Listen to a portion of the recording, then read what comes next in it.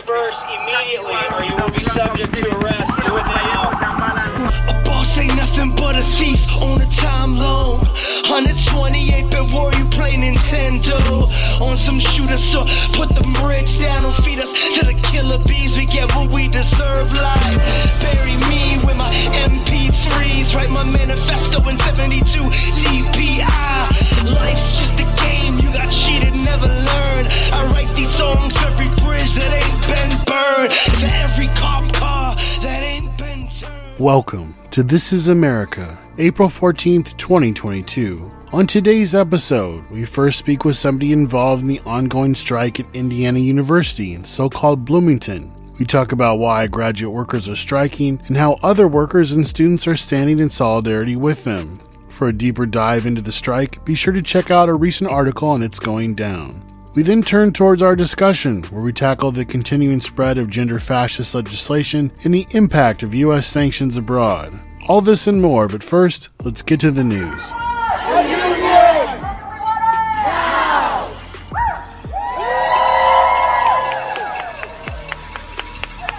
As discussed in the interview on this podcast, a massive graduate worker strike in Bloomington has officially kicked off, with the first day of pickets and walkouts however being canceled due to severe weather. Be sure to follow IU on Strike on Twitter for future updates as the strike proceeds. On Wednesday, pickets went up around the university, with graduate workers refusing to carry out any sort of work, including completing grades and teaching classes, according to one report on the ground. As of Wednesday, the first official day of the strike, university administration has put all 2,500 graduate workers on probation, regardless of their involvement in the strike, until further notice. In addition, faculty members who have signed letters of neutrality are being threatened with being reprimanded for supporting the strike.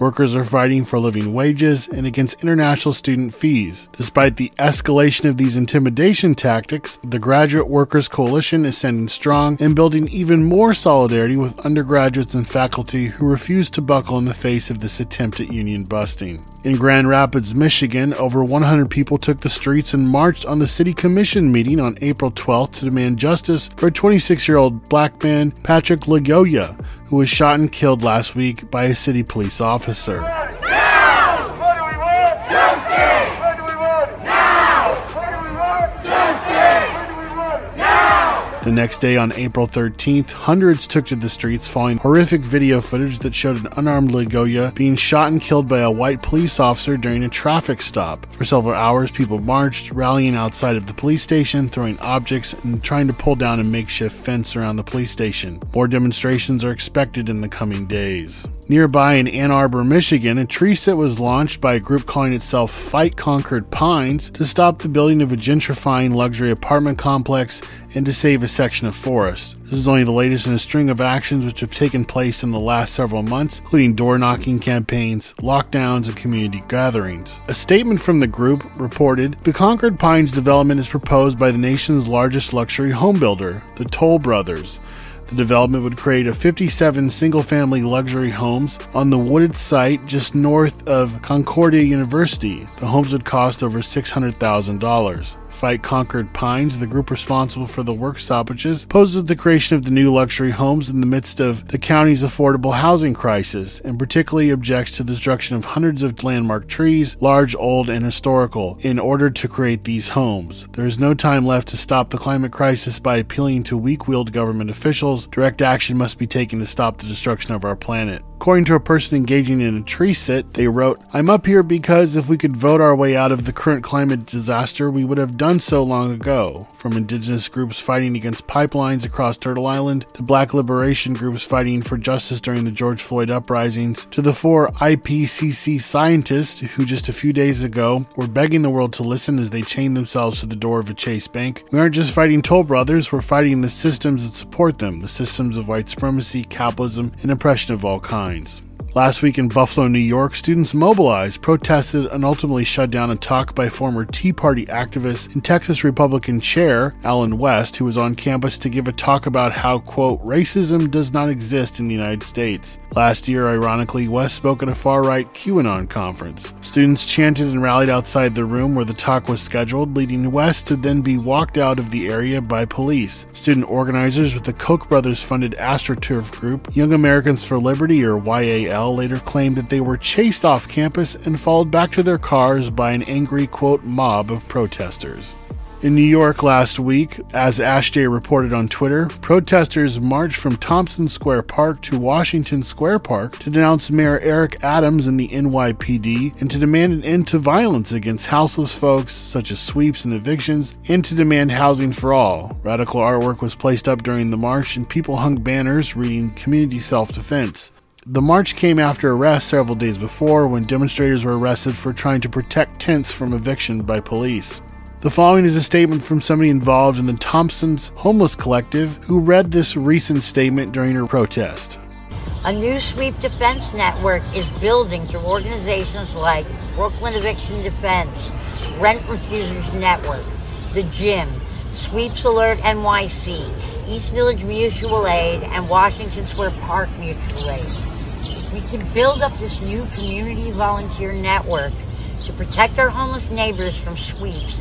Then we can together use the same network in the future to block evictions. This is everything to us. The suffering of our people is heartbreaking, and the violence against them by the state cannot be allowed. Thank you for listening. This is one for all our people being victimized by the state. Peace and love. Resistance to the Coastal GasLink pipeline in Wet'suwet'en territory continues as the company pushes closer to digging under the so-called Maurice River. Check out our recent installments of Canadian Tire Fire for a roundup of ongoing protests, direct actions, and information on the growing divestment movement and campaign. In so-called Montreal, according to a recent communique posted to Montreal Counterinfo, in the early afternoon, a small group of anarchists snuck into the RBC offices, that's Royal Bank of Canada. Armed with flyers, stickers, and spray paint cans, they left a message for the bank: divest from CGL, or the Coastal GasLink pipeline. Since the fall of 2021, the Wet'suwet'en have actively been campaigning for RBC to stop funding the destruction of their land, but the bank continues to ignore them. As long as RBC is funding the pipeline projects, they will find us in their way. Another communique posted to North Shore Counterinfo wrote, "This week across southern Ontario and Quebec, we lost count of how many RBC branches were targeted. We estimate more than 10 for disruption and attack. These actions responded to the need to target investors in the Coastal GasLink pipeline project, which is currently behind schedule thanks to the direct action that took place in February, as well as successful campaigns to block the project thus far, led by the Diminishing clan. But the pipeline is still rapidly being constructed on unceded Wet'suwet'en territory. The Royal Bank of Canada is one of the largest financial backers, and in the past week and preceding months has been the subject of pressure tactics ranging from direct action to interfering with bank branches to pushing elites or clients to pull their money out of RBC accounts to organizing to disrupt RBC's annual general meeting in Toronto. The message from all these actions is clear. The Royal Bank of Canada needs to divest from the CGL pipeline immediately. In Hamilton, where we're writing from, bank branches were vandalized, had their locks glued, and ATMs damaged. We chose these methods to directly interfere with the operations of the bank, hurt them financially and in their public image, and to contribute to the spread of easily reproducible anonymous actions." Meanwhile, the fight for the Atlanta forest continues full steam ahead, with a call for a week of action coming up from May 8th to the 15th. According to a recent communique posted to Scenes from the Atlanta Forest, trees within a 300-yard radius were spiked to prevent clear-cutting in the South Atlanta forest. Whether it be logging and construction for a police training facility, new subdivisions, or yet another unneeded bank or coffee shop, we oppose its existence and choose life over destruction. Defend the forest. Defend yourself. There is also a call for May Day actions in defense of the Atlanta forest, and there is a new Stop Reeves Young website set up to encourage people to organize actions in solidarity. From the campaign website it reads, "This May Day we are calling for solidarity actions in defense of the Atlanta forest and against Cop City. Find your friends, make a plan, and fight for the forest. Across the world, the police want to take what's ours. We will stop them and we will win. Another word for world is forest." Reeves Young, the primary developer behind the Cop City project, works with smaller companies such as Long Engineering, a subsidiary of Atlas Technical Consultants. These smaller entities specialize in various aspects of construction for projects in over 40 states, such as Apple Campus 2 in Cupertino, California. The contract between Atlas and Reeves Young is one of the pillars of the Cop City project that is threatening the forest. Through autonomous efforts of small groups and individuals, we can convince Atlas to do the right thing and divest their involvement with Reeves Young. Check out how to plug into the campaign with a link in our show notes. And now for some upcoming events. On April 16th, there is a panel and conversation on the George Floyd Rebellion at the Nottingham Co-op in downtown Madison. On April 19th, the campaign to free Jessica Resnick is presenting an online webinar on fighting the criminalization of water protectors. On April 21st, the Civil Liberties Defense Center will present an online presentation on the Eric King trial. On April 22nd, there is a discussion on the abolitionist fight in the Atlanta forest in Brooklyn, New York. On April 23rd, the Pacific Northwest Mutual Aid Spring Fair is happening in Seattle. On April 30th, the Spring Zine Fair and Anarchist Carnival is also happening in Seattle. On April 30th, there's an anti-racist mobilization against a white supremacist rally in Stone Mountain in Georgia. On May Day, the following events are happening. There is a May Day rally in Eugene, Oregon, a celebration in Aberdeen, Washington, an anarchist book fair in Denton, Texas, a May Day celebration at Laurelhurst Park in Portland, and finally on May Day, there is a call for a day of action to stop subcontractors involved in the Cop City project in defense of the Atlanta forest. Also, on May 8th through the 15th, there's a call for a week of action in defense of the Atlanta forest. On May 20th through the 22nd, Woodbine and Symbiosis are hosting a Northeast regional gathering in New York City. On June 5th, there's the Bay Area Anarchist Book Fair in Oakland, California. From July 29th through the 30th, there is the Dual Power 2022 Conference. And on August 6th through the 7th, there is the Montreal Anarchist Book Fair. Finally, on August 13th through the 21st, the Institute for Advanced Troublemaking is hosting 8 days of Anarchist Summer School once again. And finally, if you value It's Going Down as an autonomous media resource in times of crisis and you have the means, please go to itsgoingdown.org/shop. Again, that's itsgoingdown.org/shop and sign up to donate monthly or give us a one-time donation. If you enjoy our work and you want to see us continue, please tell a friend about us, subscribe to our RSS feed, follow our podcast on different platforms, listen to us on the radio, and if you enjoy this show, be sure to check out other amazing content on the Channel Zero Anarchist Podcast Network. That's going to do it for us this week. Enjoy the discussion, enjoy the interviews, and we will see you soon.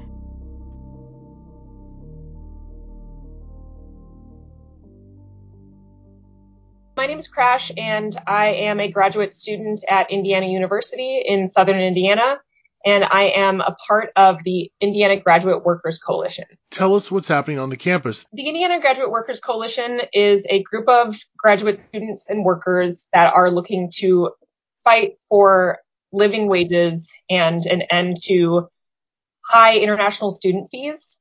And we are wanting to create that through a local rank and file union. This has been an endeavor that's been happening for a few years now. But unfortunately, the university has been really stubborn and strict on their disinterest in even talking with us about any potentials of raising our living wages to something, or raising our wages to be something even remotely close to being of a living wage, and ending the international student fees. Because the administration hasn't been willing to talk with us, that led us to make the decision that we wanted to go on strike. So as of right now, our strike will be starting on Wednesday, April 13th. We currently have well over 1,000, almost 1,100 graduate workers that have pledged to participate in the strike, which would include ceasing all instructoral teaching activities, any research or lab activities like grading, or any secretarial work. And on top of having those graduate workers, well over 1,000 graduate workers that will be striking and not participating in doing any labor activities, we have around 500 to 600 undergraduates that have pledged to do a walkout on Wednesday, April 13th. And on top of that, we have maybe 300 or 400 undergrad or faculty members, proper tenured faculty members, who have stated that they're going to cancel their classes, move their classes to be off campus, or replace their lecture with a teach-in on anything related to labor movements.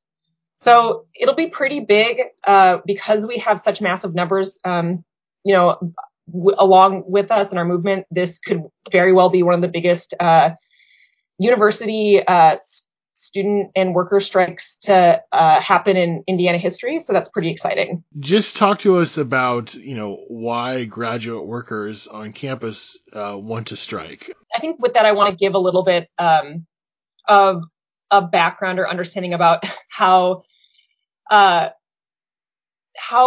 education works, and just how it's a bureaucratic pyramid scheme that is just a microcosm of the pyramid scheme that is capitalism. But one of the things I would say is that the way that higher education universities in the United States functions, the way that it's able to kind of keep itself afloat as a capitalist industry, not just being a place they tout themselves. I think that a lot of universities try to disengage from considering themselves a capitalist industry that creates workers. They really shy away from using that word in many ways. They want to really embrace students and scholarship and innovative, creative ideas. But of course, that's a farce. And so one of the major ways that that higher education functions, the way that they're going to be able to keep money flowing into the university, is of course by having more undergraduate students pay full tuition. And because of that, they need more and more people to teach these undergraduate courses, particularly these like very intro level courses that a lot of more tenured or associate or distinguished professors wouldn't be teaching. They're usually not the most fun positions. They're usually very large courses, just really basic, like intro to calculus 101, or, for me, I'm in the film and media department. And so intro to media, or intro to just design and video production with, 200 students. And because they have all this influx of undergraduates that they're kind of trying to push as many undergraduates into one university, they rely off of having a multitude of people that they can underpay to teach these courses that distinguished or, fully tenured professors or affiliated professors don't want to teach. And so essentially these higher educations benefit from creating a scenario where they say, look, we'll be able to give you your PhD or your doctorate studies for free. You don't have to pay tuition. And in exchange, we'll give you a stipend and health insurance to teach or do research for a stipend. And so on paper, it sounds somewhat exciting because you're like, oh my God, I got into a top university. I'm going to be able to teach and I'm going to take classes. And for anyone who's like, interested in taking part of education, they know that you need to have teaching experience to even in any way remotely be considered for a job. So it sounds somewhat okay on paper, right? But then once you get there, you don't realize how much work that entails, how much grading that involves, and then how little you actually get paid. So you're expected to work around 20 hours of teaching and grading, which ends up really being significantly more than that. And then on top of that, you're in a doctoral program, which, the stereotype of it being very rigorous lives up to its name. It's a very, very time consuming. And with all of that work, we have some graduate students and graduate workers that aren't even getting $15,000 a year. And that is essentially unlivable for pretty much anyone anywhere in this country. This falls into a weird trap, because what it ends up happening is that really this is implying that the only people that could really take part in existing in like a doctoral program are people who are independently wealthy or people that are working multiple jobs. And for anyone out there who works multiple jobs and is in school, they know that it's already exhausting to work one job on top of taking classes. Nonetheless, having like multiple positions. It's exhausting. It's hard to be focused on your own studies and on your own research. It's hard to even do a great job teaching and being effective with your grading. But the thing is that they benefit from having a plethora of a plethora of graduate students or graduate workers and students teach these undergraduate classes, instead of maybe having a smaller amount of graduate workers and where you pay them more. Because the more you have, the more you can get more undergraduates into the program to pay full tuition. So I think that that's one of the biggest things, is that they really, because the goal is to have undergraduates that pay full tuition and that are able to essentially bloat up essentially to inflate the bloated salaries and subsidies that the administration receives, well over, 6 figures salaries. It's beneficial to them to have a wide array of low paying graduate workers instead of having better high paid graduate workers, but with a smaller amount of courses that they teach and smaller amount of people that they teach. So essentially, I guess I want to say, maybe also what I say is that for people that are, to be more succinct, for people that are receiving doctoral degrees, PhDs at high research institutions, so large universities, you are expected to, you get your PhD for free. You don't have to, quote unquote, pay for that degree, but you are expected to work a teaching position where you are paid significantly lower than anything living wage and sometimes even under minimum wage. And these are some of the same classes that proper faculty are also teaching. And oftentimes you are even having even more students because you're teaching these low intro-level courses with 100+ university undergraduate students. This is being talked about as something that's going to be very large. So what would that mean for the university? So essentially all of these courses that are being taught by graduate students, whether it's an intro-level lecture course or you're running a chemistry lab, or you're teaching a segment discussion course, they are going to be completely canceled. So people will not only be canceling all of their classes, but they'll be withholding grades.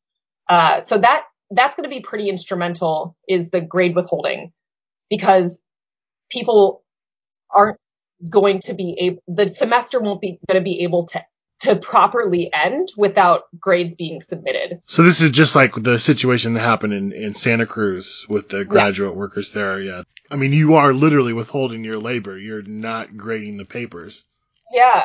And I think, another major point of this is that the biggest thing that they're trying to argue is that we're not workers, we're students. That's like the thing that they just keep drilling, is that this is kind of an added bonus to us getting a degree.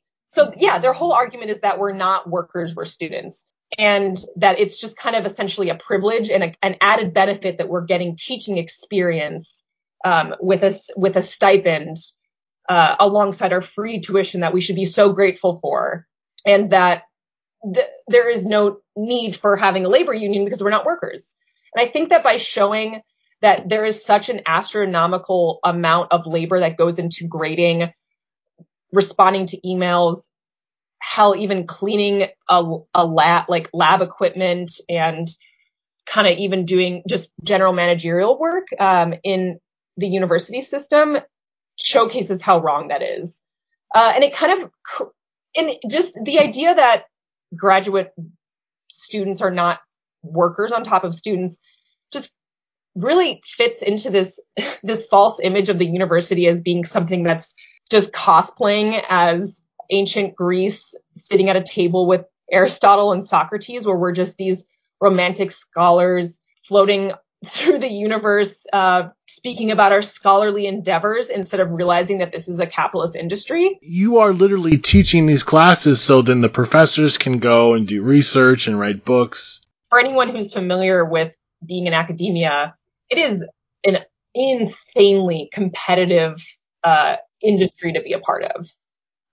There is dwindling numbers of teaching positions that exist, especially if you are trying to teach in, humanities or social sciences. So not only are they bringing in these influx of doctorate students, giving them this promise of this scholarly experience that's just going to also give them, professional experience to move on in the world as a teacher, that this is, we're in this somewhat liminal space where we're about to move into the labor market. We're not in it yet. But only to take in a massive amount of students because they need it. They need to underpay multiple people to teach a massive amount of undergrads, to just bring them to graduate where the likelihood that you're going to get jobs is like slim to none. And, I think about that particularly for like programs such as, people that I know that are in comparative literature or history or English, where they're getting paid $15,000 to teach a course and be in school, and then pretty much being put into a labor market where they just really are going to have little to no prospects. So it feels almost like there's it's just something that feels so wildly unethical of like, you could potentially take less graduate workers, that ends up paying them better. You give them teaching experience, and give them less students to teach, but that's not what you need. You don't benefit from that. You need people that you need more people that you pay less than less people that you pay more. And despite the fact that the likelihood that most of these people will get jobs in academia where higher educational teaching is necessary experience is slim to none.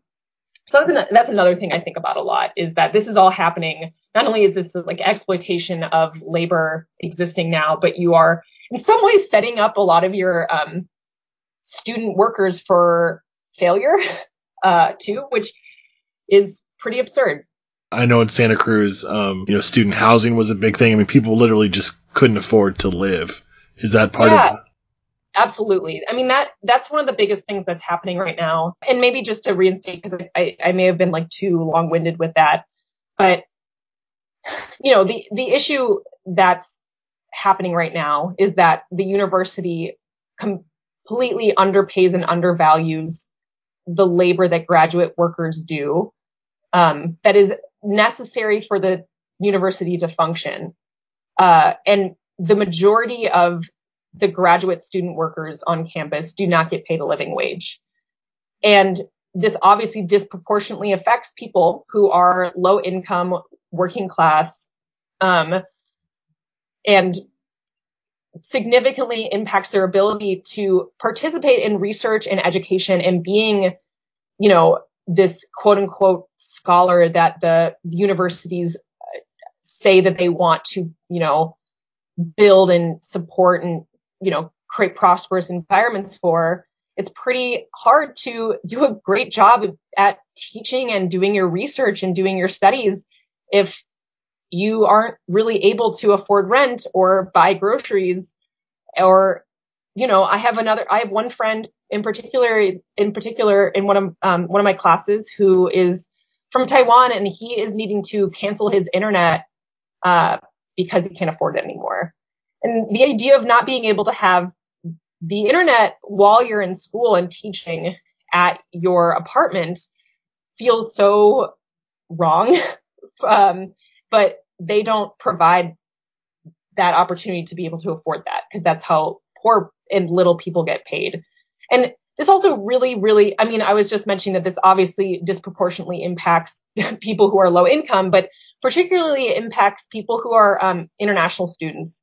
So that's another big component of what we're fighting for, is ending the international student fees, because right now it's around $2,000, which if you're making somewhere between 15 or 18 grand, when you equate all the fees that go into all the fees that end up like piling up that we don't even know about when we first accept our position at the university, it makes the number even just more minuscule. So we have these people that are, coming to the States to teach at this quote unquote top university, teach and study at this top university, only for them to get paid, beneath minimum wage, if at all. What can people expect to happen? What we're going to be doing is the strike will begin, and we'll be having picket lines at numerous places across the university. So some of the more major, in front of some of the more major buildings. Indiana University is a massive public school, so it's a pretty big campus. And we're expecting right now around 200 to 300 people at each picket line space. So that's around 5 places across the campus that there will be major picket lines. And one of the biggest things that we've been trying to focus on is making it relatively fun. So having lots of music, we're going to have people speaking at each of the picket lines. We've had ideas of having game days, having screenings at the picket lines of film screenings, having musical performances to graduate people, graduate workers and undergraduate workers and undergraduate organizations speaking, to local groups speaking. So that's going to be really cool, is seeing just this way of being creative to how we can get people to stay at the picket line and kind of keep that morale up. Another thing that will be occurring is we'll be having teach-ins every evening for the first week of the strike. So along those lines, I think our first night is having a panel at the public library on intersectional labor organizing.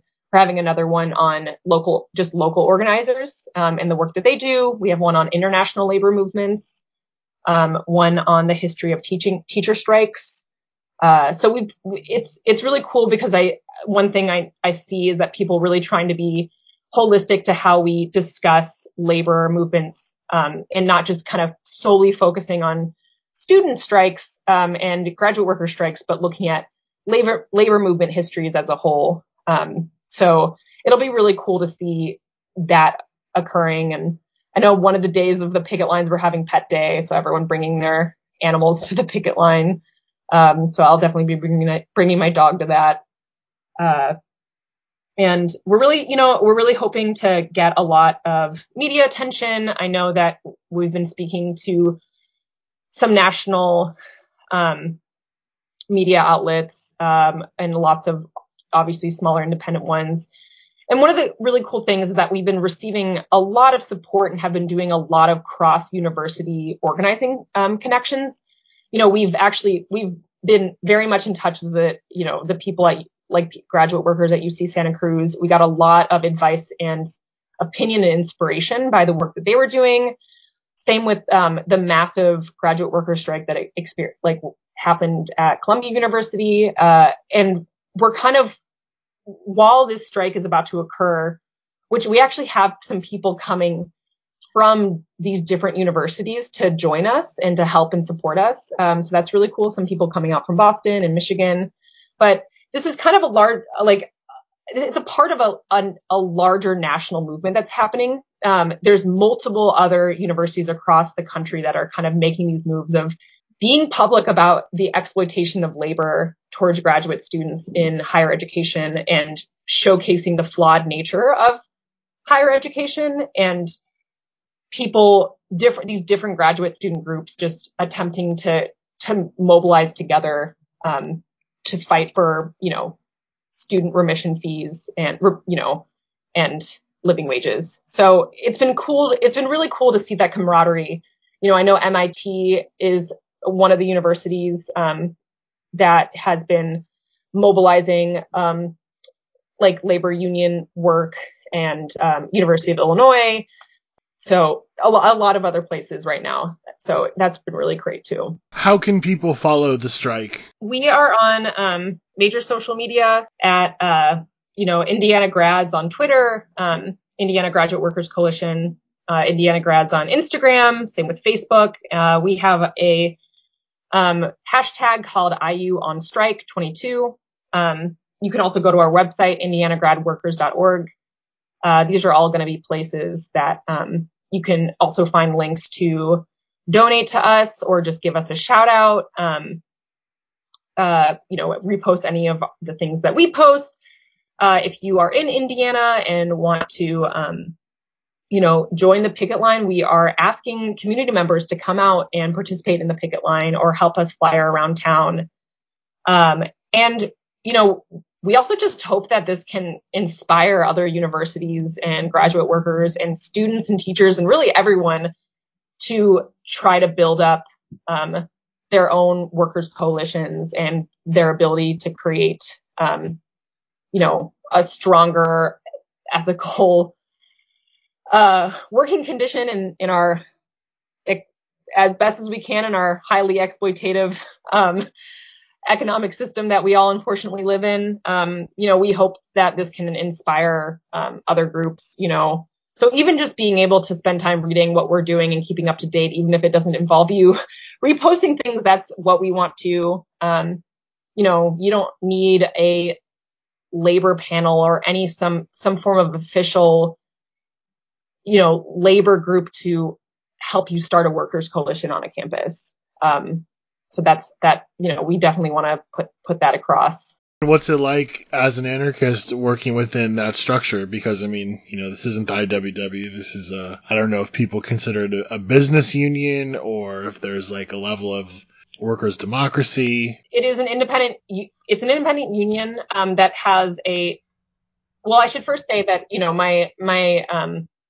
my language and history around understanding the ins and outs of contemporary unions is restrained. So I apologize if I don't know everything about how this works. But my understanding is that currently we're a workers' coalition that's kind of just this independent, informal union that's not officially recognized, where we have a relationship to a parent union called the United Electricals, which is a major union in the United States, based out of Pittsburgh, I believe, that has some cool radical history, but also more or less is a major trade union that is absolutely in bed with, the Democratic Party and definitely has some governance patterns that aren't particularly democratic or, of course, not particularly consensus based. And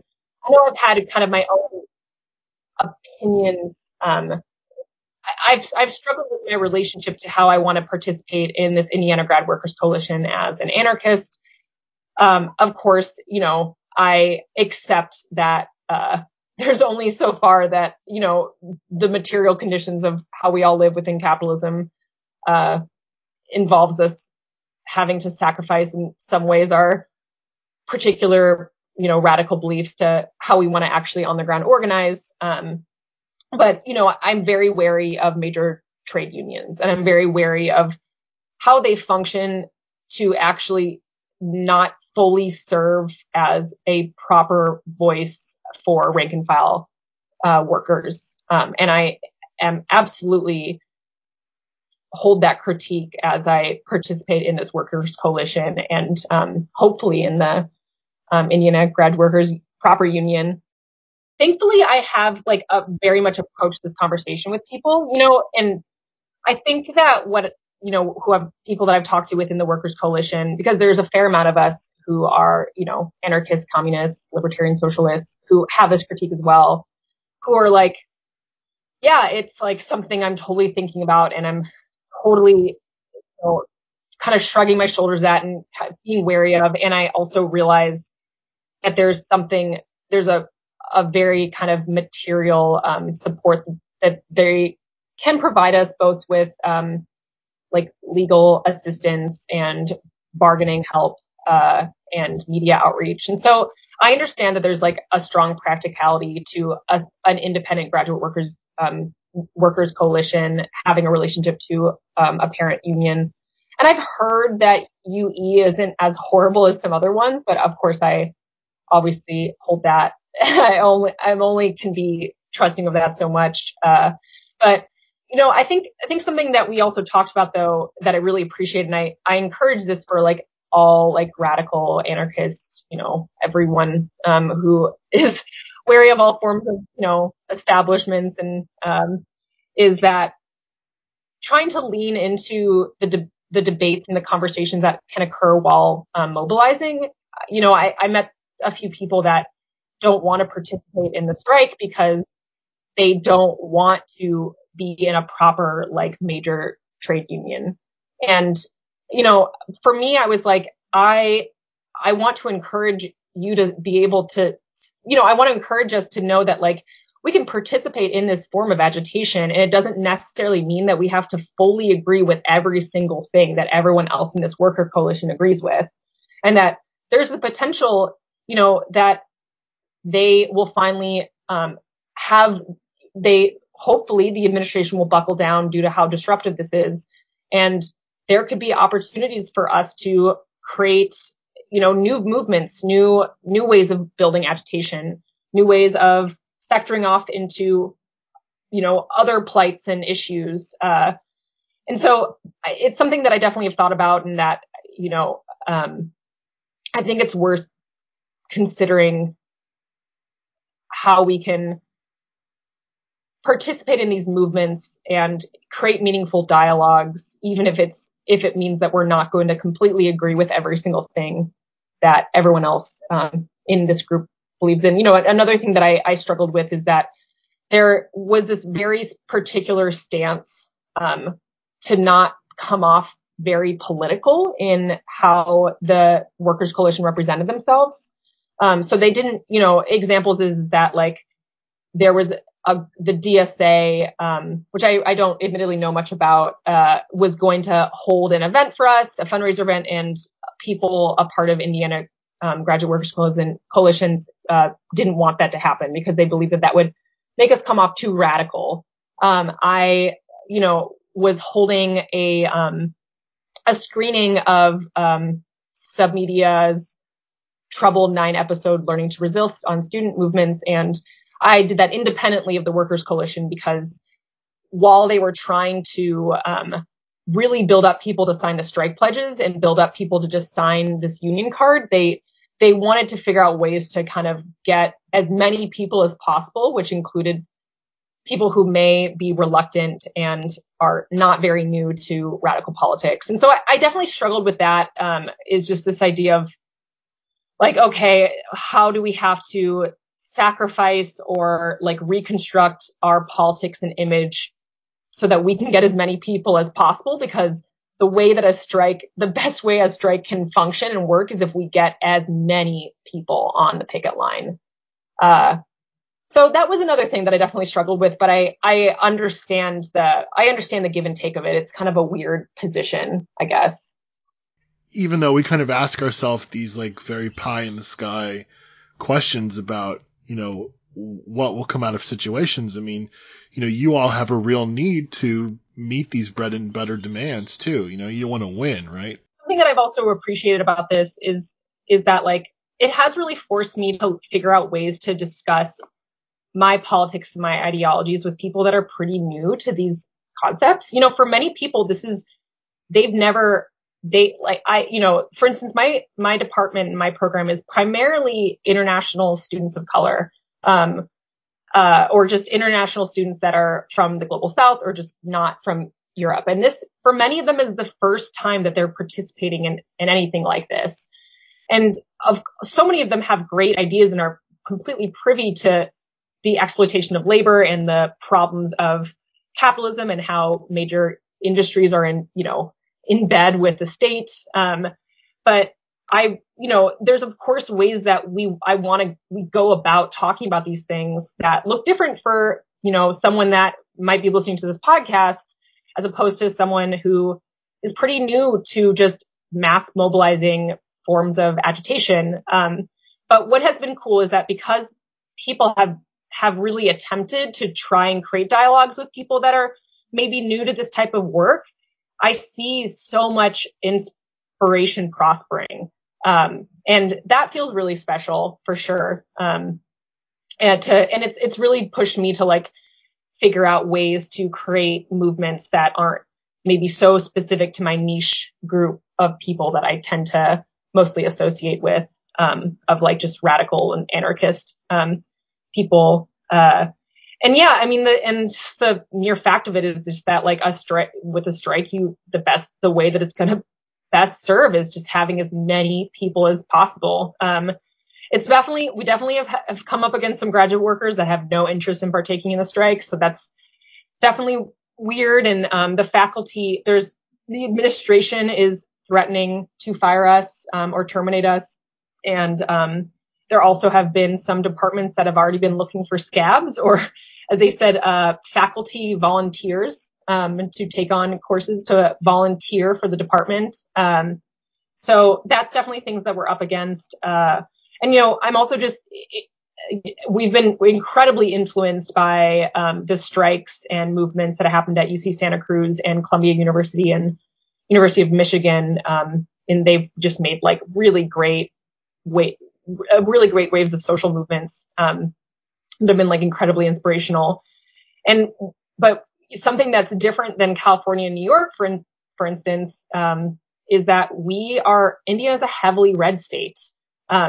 The provost and the administration at Indiana University is completely tied with the Republicans of Indiana. This is not a state that is known for their strikes and protests. There's a lot of, it's illegal for public employees to strike. And our loophole with this is that, university employees are, because they're not considered necessarily public employees, I guess, it's not illegal for them to strike. But the whole thing is that they don't believe we're workers. They don't call us employees. So, nothing is particularly prohibiting us from striking in that way. It's just a lot of, particularly sending out really threatening emails to all of us, a lot of requests for scabs and people to cross the picket lines, a lot of them also infiltrating local news sources to demonize the Workers' Coalition in this impending strike. So it'll be really interesting to see how this unfolds and see how the politics of the state interacts with the bureaucracy and of Indiana University as an institution.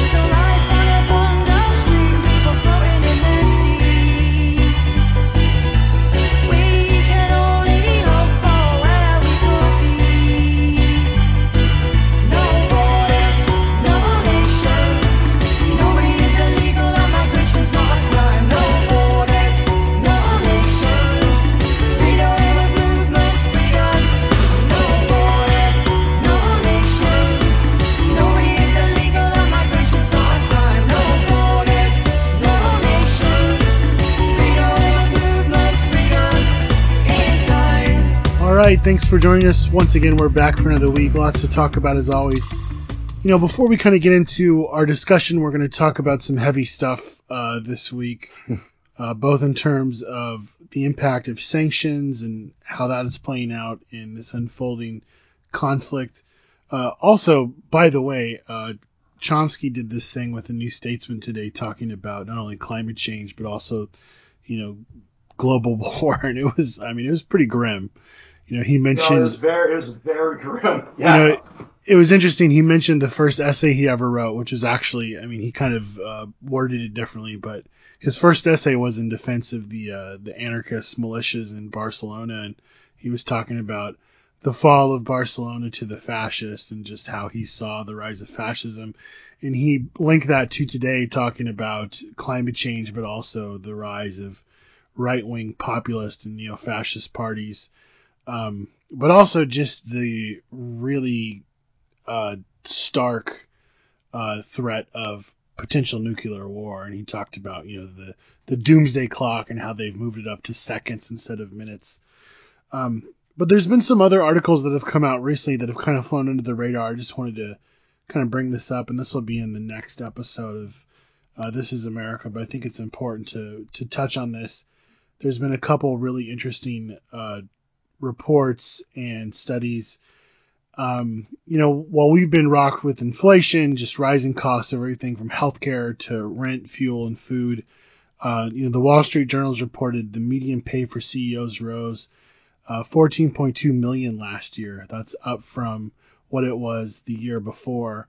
It said half of the companies reported median wages for their workers increased in 2021 by 3.1%. However, this is less than half of last year's inflation rate of 6.7%, meaning that even if you got a slight bump, you were still taking a massive pay cut, while the top, you know, 1% or however we want to imagine them were raking in the dough. At the same time, and I think this is really just an astronomical finding, but there's a new study out that says that people living in the lowest income counties within the United States, so your county level, died at 5 times the rate of those living in the highest income counties. So now keep in mind that like 1 million people in the United States have died from COVID, but I think it's like over 80 million people were infected. So they're saying if you were one of the 80 million people that were infected, essentially if you're poor and, you know, likely a person of color, you're 5 times more likely to die. And that's because the United States, as it goes on to say, and this is in, I think it's USA Today or something. No, this is in Reuters. The United States is the only wealthy nation to not guarantee health services for all during the pandemic, and we've witnessed the biggest decline in male life expectancy during the pandemic of all 29 industrial nations. And the 1 million people that have died of COVID, I mean, this is a bigger number than any other country in the world. And it just goes to show you that, again, it's kind of like how Peter Gelderloos in our last discussion was talking about climate change. He's like, this is not per se a question of emissions. It's a question of capitalism. It's a question of colonialism. And just like the pandemic was not just the disease itself, I mean, the real thing that hurt so many people was the fact that the lack of medical infrastructure, and the fact that, you know, it's viewed as a profit system here in this country as opposed to something that we need to survive. And this comes at the same time as, you know, police are still killing on average 3 people per day. Last year, where there were more people killed, and in most recent years, and even more than in 2020, we're seeing a ramping up of attacks on houseless encampments as there's a renewed eviction wave. Here's one statistic I found in New York, which is really damning too. There's so many people facing eviction in New York, thousands of people. They've literally run out of public defenders to represent them. Jeez. So, and this is happening as the Republicans are doubling down on these draconian, I'm sticking with the brand of gender fascist legislation. In Tennessee, they're pushing a bill that would remove the bar on age for marriage. So it would allow people to marry anyone of any age. In Oklahoma, the legislature has passed a near total ban on abortion. Ohio, they're now introducing their own Don't Say Gay bill, as are many other states. And Florida, of course, has already signed that into law. The good news is that there's massive student walkouts, and they're happening all the time. In fact, today, as we're recording this, a couple hours earlier, over 1,000 students in Utah walked out of their school. So if the kids in Utah can do it, so can you. But somebody brought up something interesting on Twitter they were critiquing something that we shared, and they kind of mentioned this was the line that they thought we were pushing was the same as Jacobin. And their point is that we shouldn't just view the attacks on the LGBTQ plus community as sort of like a distraction from like the economic issues. Like we have to actually see this. Like, I believe that's a very real part of what's going on, but also this is like an ideological push. Like they want to do this, and their base is like very happy about this. And I think that's very real as well. And they've been wanting to do stuff like this for a long time. And there's just a flood of this stuff right now. Yeah. We are literally seeing in many states the dismantling of Roe v. Wade. Yeah, we are. And it's going to continue. We were talking about this a bit before the show, and we'll get into, I think, a little bit more of some of the specifics of how some of these things are playing out, and specifically this sort of what I think to a lot of us seems like this absurd obsession with pedophilia within the right wing that all of a sudden emerged in the last couple of weeks within the mainstream of the right wing. And one of the things that we were talking about kind of before the show is this sort of, law of diminishing returns variable that we're kind of seeing here. So we talked about this maybe a month ago, I think, something like that, 6 weeks ago, where we were talking about culture war issues. And I brought up a study. I'm forgetting where it was now, but I think it was published in the Washington Post, where they were talking about how culture war issues in the United States, as portrayed by Republicans, or by conservatives, I should say. So very specifically, the critical race theory, quote, debate, very like what's happening around then, but also kind of this sort of rise of overt transphobia was kind of starting to vocalize itself a lot more overtly. And so in that period of time, at the height of those two things, still culture war issues, the positions that were taken by conservatives in those only had 20% support. That's a really important thing to keep in mind, because on some level, what's happening in the United States is that all politicians at this point are trying to distract us from reality, right? The reality is that things have, quote, returned to normal, right? So like in the political sense, in the kind of Bidenist kind of political sense, the anomaly's been eliminated, right? Donald Trump isn't president anymore. He's not sitting on TV saying racist stuff constantly. He doesn't even have a Twitter account. All he's doing is sending out these like really weird press releases, which are like 100 words long, and trying to run a social media site that nobody uses, right? And he's losing popularity, even within the Republican Party. Cool. The anomaly has been eliminated, according to moderate Democrats. But here's the problem. Everything still sucks, right? Like that's the basic reality of things. I mean, we're watching one of the biggest pushes towards labor organizing in American history happen right now. We're watching all kinds of people just refuse to take substandard jobs. We're watching huge massive economic shifts going on. Things aren't great. Things are not great right now.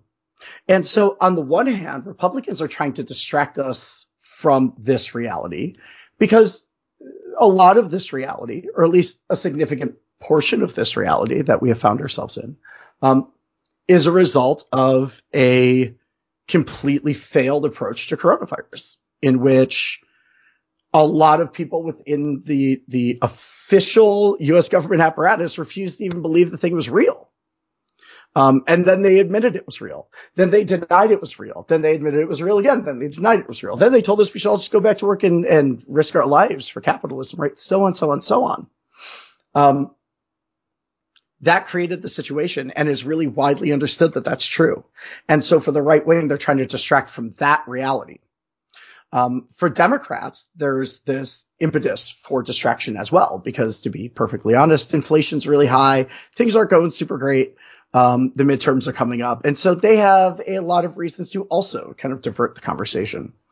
So what's happening in this moment right now, where we're kind of looking at these culture war issues, is we're watching one side of that sort of controlled discursive conflict, right? If we even want to call it that, sort of embrace this idea that really the witting is the important part and the weaponization of the language is the important part, and that it doesn't really particularly matter whether any of the things that they're saying make sense.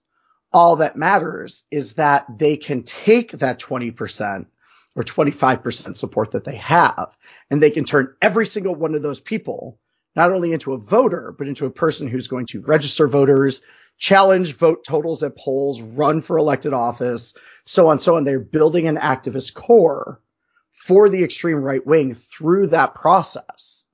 And for a lot of other conservatives that might not be necessarily connected to the culture war issues, many of them are willing to vote conservative anyways for other reasons, right? And so they're not losing conservatives necessarily by doing this. They're not gaining anybody either, but they're not losing conservatives by doing this. What they are doing is they are energizing the extreme fringe of the kind of, Republican Party orbit, essentially, right? For them right now, we'll talk a little bit about what's going on in Ukraine later, but it isn't just the Russian government that's recognizing this. It seems very clearly that the conservative movement in America has come to understand that it actually doesn't matter how outlandish the thing you say is, because it's not about being right in some objective sense. It's about winning in a material sense. And so language in this way, in the way that's being used in these culture war issues, is not about the linguistic expression itself. The language itself is the attack. It is the weapon, right? That when they are saying things that are overtly transphobic, it is not about winning an argument about gender. They've already lost that argument. It is about creating a social incentive for people who identify as transgender to not manifest that publicly, right? It's the same stuff the SA did, right? It's about using social warfare as a way to impose cultural control. Right. And we are watching elements of that play itself out. I just wonder what the wider reverberation of this is. Before we were talking about too, I feel like the cultural impact of people growing up in America that, they saw anti-gay marriage bills come out and just kind of the slow kind of pushback against that. Whereas now, my understanding is that even among a lot of quote conservative Republican voters, the issue of gay marriage is not that much of a sticking point. Now it's it's interesting because now it's like the wheel has to turn again, and now there has to be this new conspiracy about particularly transgendered folks and them as groomers and pedophilia pushers and all this stuff. It's just really intense. Yes, I think there's going to be two effects here, and I think they're going to be wildly divergent. So the first is, the two of us have been talking about this throughout the week as we were talking about the story, but both of us, some of our first political experiences were in groups like Gay Straight Alliance. I was 14 when I joined a GSA group in high school as a freshman, as the only person in the group that identified as quote straight, right? It was interesting in that environment in the late 90s to exist in that space because the violence was really overt, and the homophobia was really overt, and it wasn't condemned. So now, when people say things that are really ridiculously homophobic, at least there's a social outcry about it. That wasn't true 20 years ago. And there was extreme amounts of violence that were perpetrated against anybody that was identified by others as being somehow, outside of whatever those others considered to be sexual normativity, right? And for a lot of us, it was really radicalizing, really radicalizing. And that radicalization really did impact significantly the way that questions of gender identity and sexual orientation are addressed socially. It had massive impacts on that. We're about to watch something like that happen again. We're already seeing it. Like, I'm already seeing these, and like for any of the YLF kids listening to this or any of the high school kids down in Florida, like, you all are doing an amazing job, doing really brave, audacious stuff, and doing it with some swagger, and it's really awe-inspiring to see. We're going to see that a lot. I think we're going to see that happen in Ohio if they pass this bill, right? That we're going to watch a new generation of people get radicalized by this question, right? Get radicalized by these dynamics, get radicalized by the overtness of it all.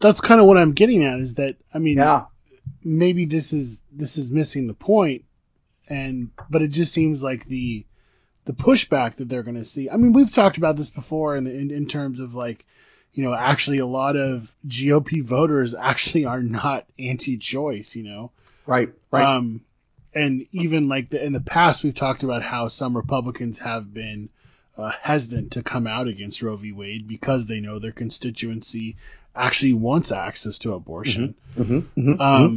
So it's interesting that there's this shift now where there's like this core part of their base that's even a section of their voting block. It's not the entire thing that they're using to basically activate to keep them juiced up. But yeah, I guess just to get back to your point, I just wonder if I hope it's true that the people that live through this come out of it on the other end being like, we don't want to ever have to return to this, that these people are trying to literally legislate our lives and turn, public servants into snitches and make our kids fear that they're going to be taken away from us, because, they want to, be, who they are. I mean, it's really disgusting, some of these bills, what they're proposing. Yeah, it is. So like, why, right? So like, this is the bigger question.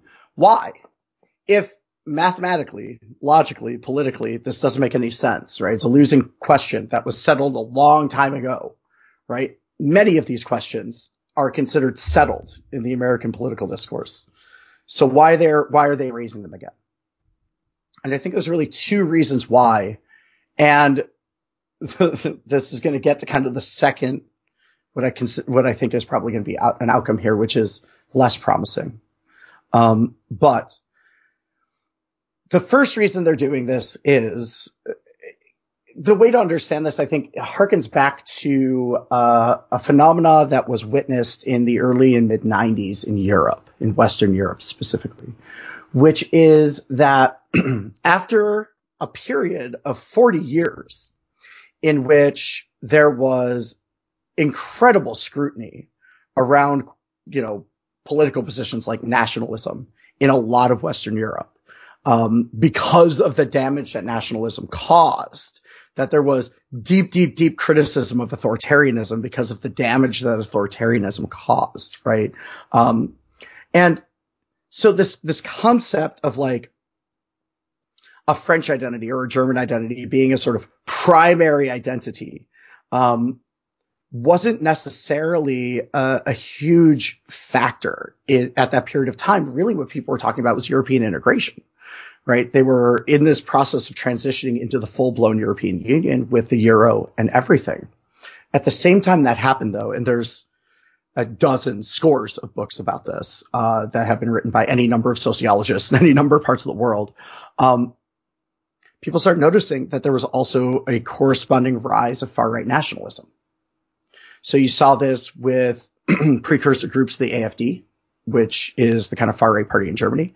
You saw this with the National Front Party in France kind of rose during this time. You saw this with people like Geert Wilders in the Netherlands, who were kind of gaining popularity at this time, or even in England.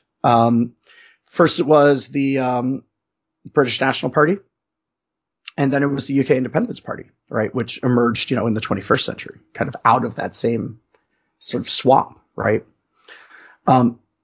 Far-right nationalism in Europe as this major force is absolutely a product of right-wing parties coordinating with each other, lots of shady money coming from, regimes outside of Europe, specifically Russia, and that's all documented very, very widely. There's even pictures of it. But really, the social impetus, the way that they're gaining popularity really has to do with the revival of this notion of a national ethnic identity, which is kind of a strange idea to have in the 21st century, but here we are, right? I mean, Viktor Orban just got elected for the 4th time in Hungary, right? And he's, outside of not using the word, literally a fascist, right? Like literally a shutting newspapers down, arresting protesters fascist, who has a lot of affinity for fascist thinkers that he has talked about. And so that phenomena for a lot of people made no sense for a long time until they started thinking about it as a reaction to the sort of collapse of nationalism, that the rise of nationalism was this attempt to make sense of a world that people were having a hard time making sense of, and that nationalism imposes simplistic categories in the world that allows you to make sense of things without really having to have any information or really needing to know much of what's going on or really having to have any nuance in thought or having to ever change anything about how you think, right? We're watching the same thing happen here. So in the United States, in the last 20 years, though I know for a lot of us, it doesn't feel this way. But if we really look back to what the United States was like 20 years ago, right, when many of us were necessarily far younger than we are now, someone like me was just getting out of high school.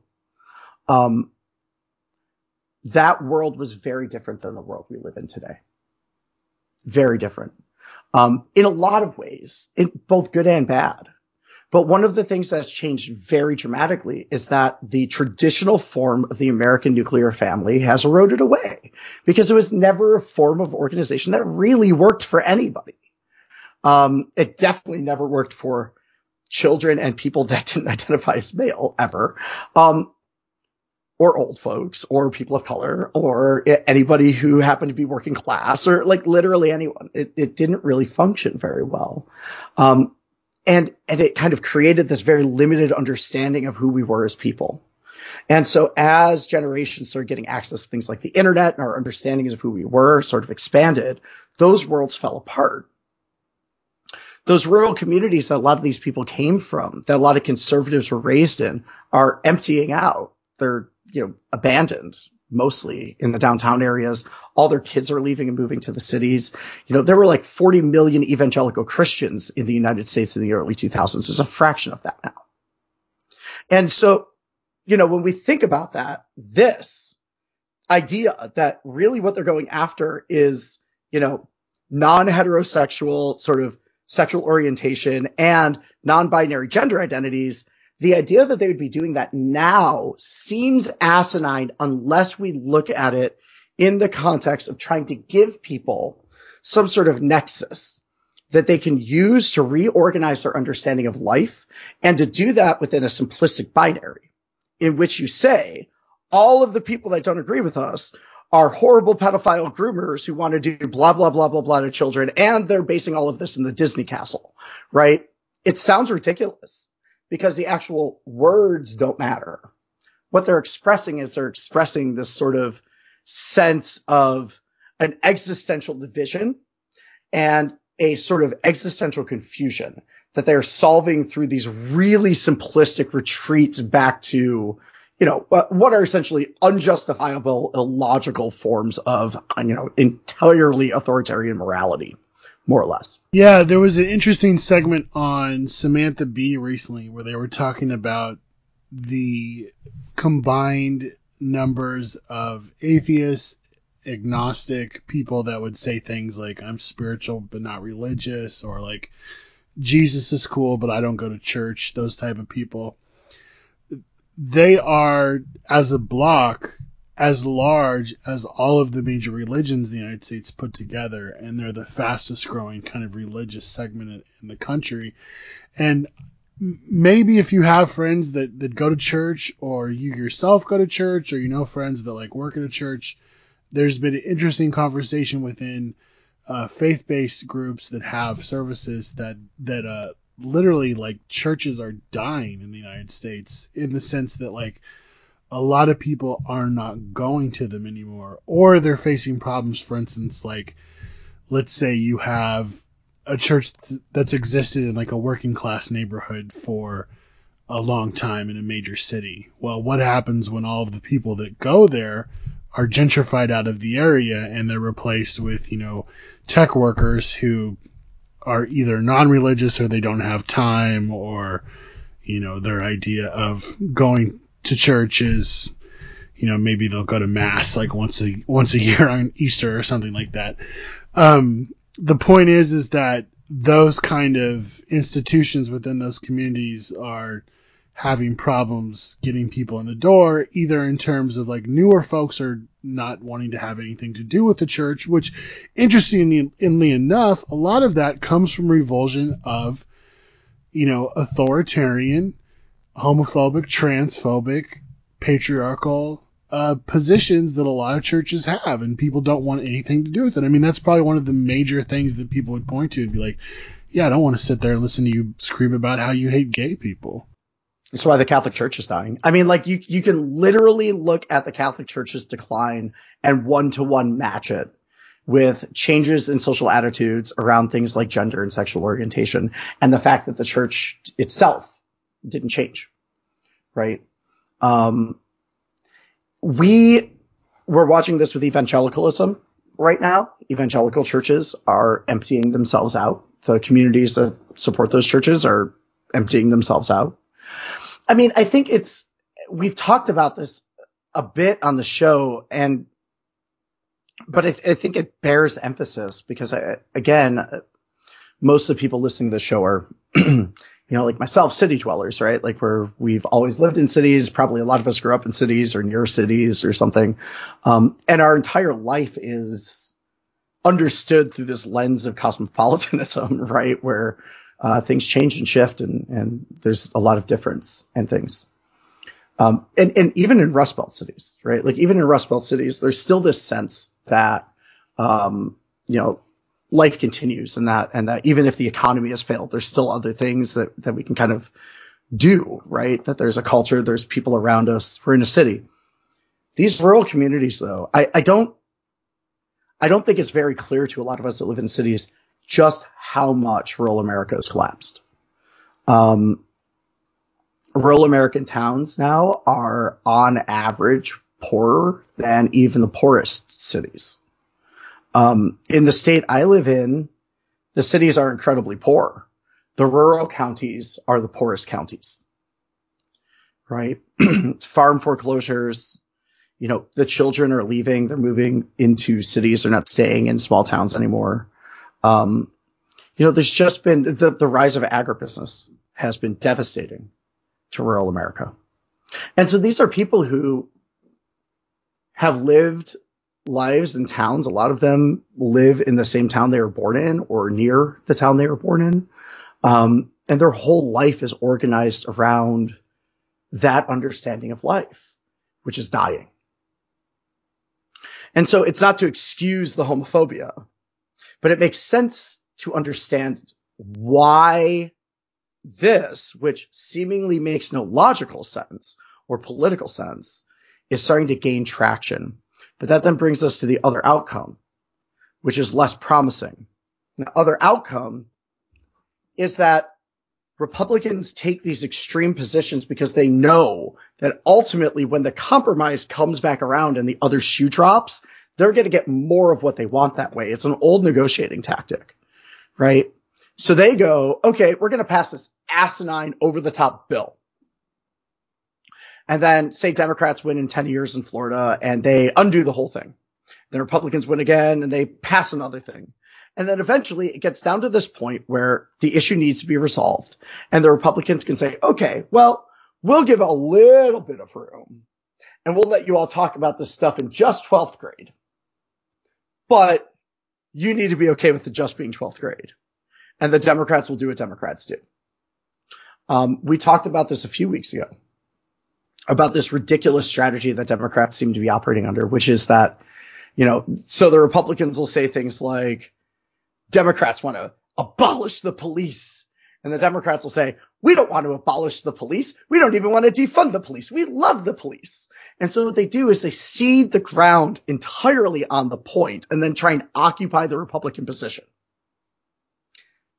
And that's how we have landed where we are now, is that strategy wholesale failing to accomplish literally anything. People wonder why right-wing policy continues to hold sway in the United States, even though the right wing is increasingly dramatically a minority. Well, this is why right here.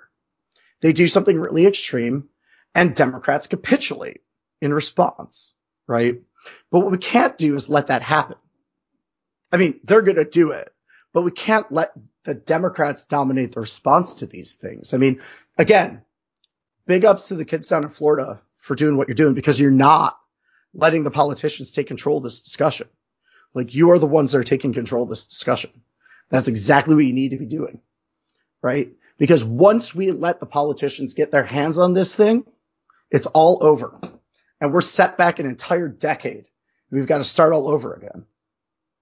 That's really where we are, right? We're at a point in which the Democratic Party is supposed to be the defenders of everyone, is very likely going to capitulate on this issue and set us back a decade, right? Set us back to the time when Barack Obama, when he was running for president in 2008, refused to endorse the idea of gay marriage because he thought it was too controversial. In 2008, 14 years ago, not that long ago. That's where we were 14 years ago, right? So we should think about that again. And remember that the Democratic Party did not decide that these things were relevant for them until all of a sudden it became a popular issue. They don't actually care. And they will sell every single person out if it means that they can gain even a fraction of a political point in the process. And that's exactly what they're going to do here. In all of these cases, abortion cases, and with these sort of bills which impose authoritarian controls over education. You're listening to It's Going Down, part of the Channel Zero Anarchist Podcast Network. Follow us online at itsgoingdown.org and on Twitter at IGD_news. If you like and appreciate this podcast, go to itsgoingdown.org/shop and give us a one-time donation. Sign up to donate monthly or donate through Bitcoin. Again, that's itsgoingdown.org/shop to support. And now, back to the show. Well, let's now turn and talk about sanctions. Yeah. That's a massive pivot. Should we start off by talking about the Clinton Doctrine and what that means and how that relates to sanctions? There's been a lot of discussion about sanctions and sort of depending on who you're talking to, right? Most of this discussion has fallen into these, what I would consider to be absurdly simplistic, simplifying binaries between supporting NATO or supporting Russia, and how that literally disappears all of the people suffering from this conflict, whether they're Russian civilians, Ukrainian civilians, Russian conscripts, Ukrainian soldiers, whoever it happens to be. The only people that are not suffering are the political elite, specifically in Russia, the ones who started the war. But when we're looking at this process, I think what happens a lot is that the nuances of something like sanctions and what they're trying to achieve through them and whether or not that works is lost entirely in this kind of ideological sort of declaration that sanctions are bad, right? Okay, let's leave that question aside for a second. And let's talk about what's actually happening here. Okay. What is going on with sanctions in relation to Russia? And why has that not had, at least superficially, the effect that it was expected to?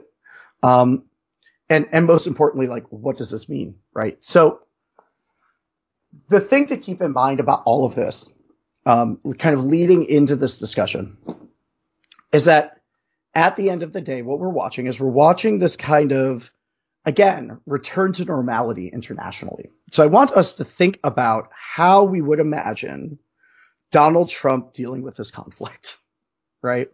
Which would not be sort of emotionally disinterested, right? The Biden administration is kind of saying things, but they're sort of acting unemotionally, right? They're kind of emotionally disinterested in the conflict. They're talking about it on the level of like supporting human rights and, you know, preserving international stability and, you know, guaranteeing the right of self-determination for Ukrainian people and blah, blah, blah. Like, they're using this kind of language to discuss things. That language itself. So I know that there's this tendency to be like, oh, well, someone from the US government said, so it must be false. Let's take them seriously on that for a second. Like, let's take them seriously on the idea that they believe what they say. Okay?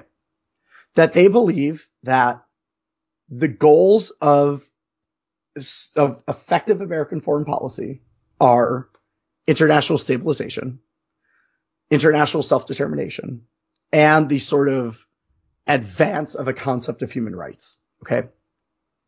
Whether or not that actually is a result or true is a separate question. All that's important is that that is the idea that is held in the core of the policy apparatus. And that is very much what is happening right now. So if we look at the approach to what is going on in Ukraine, what we're seeing is very specifically the US and NATO taking this, what I would call very measured approach. So unlike, say, North Korea, where the approach is very maximalist, right, on the sort of South Korean NATO axis, on both sides of that conflict, the approach is very maximalist, right?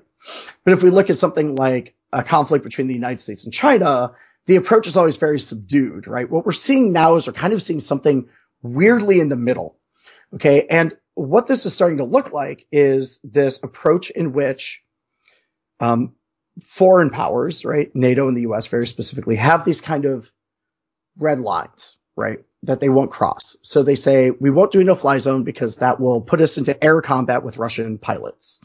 We won't send ground troops in because that will put us into direct conflict with Russian soldiers. We don't want to use cruise missiles because that then puts us into an air war with the Russians. And at the end of all of that, it's a possibility of nuclear apocalypse, right? That's what's looming over this whole conflict, okay? Now, what's interesting about the Cold War, in a lot of ways, is that it created a weird sense of international stability through the idea of mutually assured destruction. Not a great kind of international stability, but stable nonetheless, in the sense that wars that occurred were relatively contained.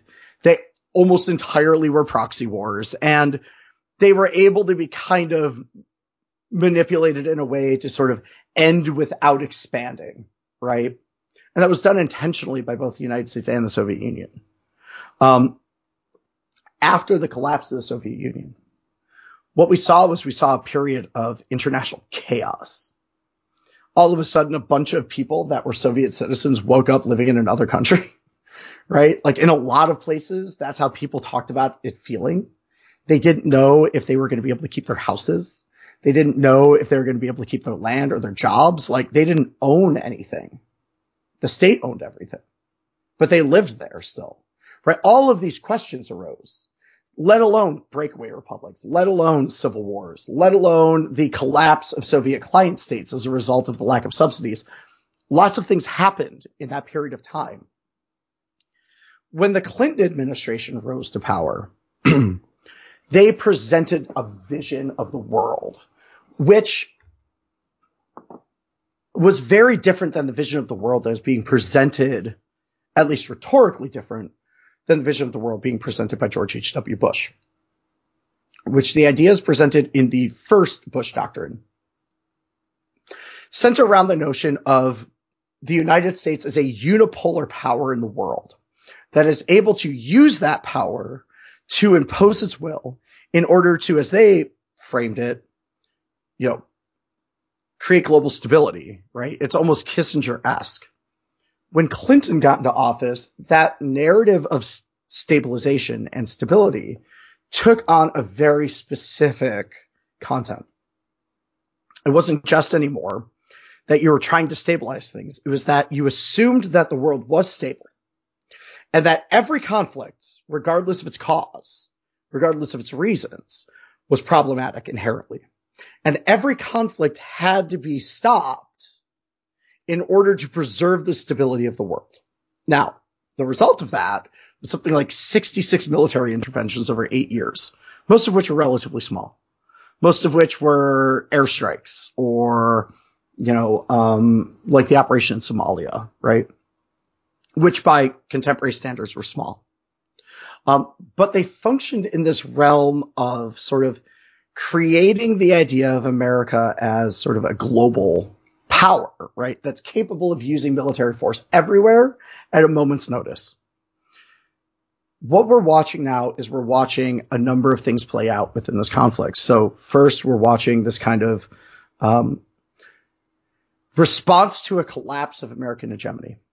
So American hegemony has not been a thing for a while. The collapse of that was not the result of Donald Trump. The collapse of that happened before that, and was a result of just changing international circumstances. And, many states sort of vying to build spheres of influence within the world today. But that's a chaotic world, right? That's a world in which, this is kind of the absurdity of the tankies' position here. I was just going to say, yeah. Yeah. The absurdity of the tankies' position here is that they want to trade American hegemony for many states having hegemony. So instead of one state, hegemony. Yeah, instead of one state committing massacres, a bunch of different states get to commit massacres against each other. It's awesome. That was the world that existed before World War I. There's a reason World War I happened. It was because of that, literally, right? That world is a world which nationalism becomes the assumed political framework for everything else. To have a sphere of influence, you must have a national identity that you declare superior. The Americans do this. The idea of the shining city on the hill that gets talked about in every State of the Union address. That is our version of that in the contemporary world. Before that, it was, manifest destiny. The Russians have a version of this. It's not ideologically motivated. It's motivated by power. It's motivated by influence, and it's motivated by the outcomes of power. But it's not necessarily ideological. In the case of the Chinese government, they're also building this, right? We have the Turkish government building a sphere of influence. We have the Iranian government, the Saudis, and so on, down the list, right? The world that is being proposed by the tankies is this world of many states vying for power and all of the conflicts that result from that, right? The problem is that what's being proposed by the Biden administration is in a lot of ways just as problematic, which is the return to Clintonianism, essentially. The approach to sanctions is interesting because the way that they're doing it, they're trying to exact economic tolls, but in a way that's not going to provoke the Russian state to take retaliatory action. At least retaliatory action that would matter, right? So technically Joe Biden is sanctioned in Russia, but that doesn't really mean anything. It's not impactful at all, right? But so they kind of took this measured approach to preserve this kind of stability in which the United States is able to sort of dictate the terms of engagement, right? Now, this goes a long way to explain a number of things that we'll talk about in the next little bit of time. But first, it kind of allows us to see a bit of why the US and NATO is supplying weapons and supplying training and engaging in sanctions, but not, say, building a no-fly zone or sending their own troops in, at least as far as anybody knows, right? That there's this sort of line that they consider to be escalation for whatever that happens to be. They, for some reason, think that, contrary to all information from the last 15 years, that the Russian state won't just escalate on its own for some reason, even though they've done that in every single conflict they fought in the last 15 years. They've self-escalated. At some point, we'll talk about the Putin Doctrine on this show. That's a whole nother discussion. And so we're left with this problem in which we can talk about sanctions through this lens, but we also have to start talking about something else, which is a concept that CrimeThink sort of brought up recently, which is the idea of internationalism from below, right? Both of these approaches are fatally flawed. Fatally flawed. I mean, the approach tankies are using is so simplistic that I doubt it would get a halfway decent grade as a high school paper. It is so radically simplistic, so radically reductionistic, as to be asinine, just completely absurd. I would even argue a parallel reality, right? But that doesn't mean that that world isn't being created, even though it's ridiculous, because it is. That is Duginism. I mean, the idea of multipolarity in the way that the Russian state talks about it is Duginism, right? Dugin has connections to the United Russia Party through the National Bolshevik Party, which was largely incorporated into United Russia at the point of its dissolution, right? It's not that far of a connection, right? The people in Putin's inner circle, many of them cite Dugin as a direct influence. So the idea of multipolarity is not some concept. I mean, remember, tankies are supposed to be internationalists, right? But what they're arguing for is multinationalism, right? Not internationalism, but the proliferation of nationalisms. That's their argument, right? So before we start to dive into how do we get out of this mess that supposedly exists where we have to choose between two horrendous options in some artificial foreign policy discourse. But before we get there, we should probably talk about like what is actually even happening with sanctions right now. And for context, I think a lot of us growing up witnessed the horrors of Iraqi sanctions, which killed hundreds of thousands of people. Yeah, at least hundreds of thousands. To give people a context of what Iraqi sanctions were like, we were talking about this right before we started recording. I remember when the war in Iraq started. In the town I was in, we were like blocking roads and stuff every day. But I was also on what was termed by the kind of Catholic worker group that was organizing it an Iraqi sanctions fast.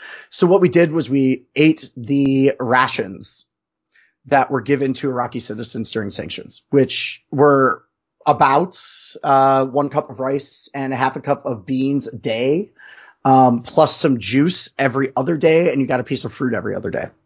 I lost 27 pounds in 3 weeks, right? Just to give you a concept of how meager that is. Now, what's happening in Russia is not even close to that severe.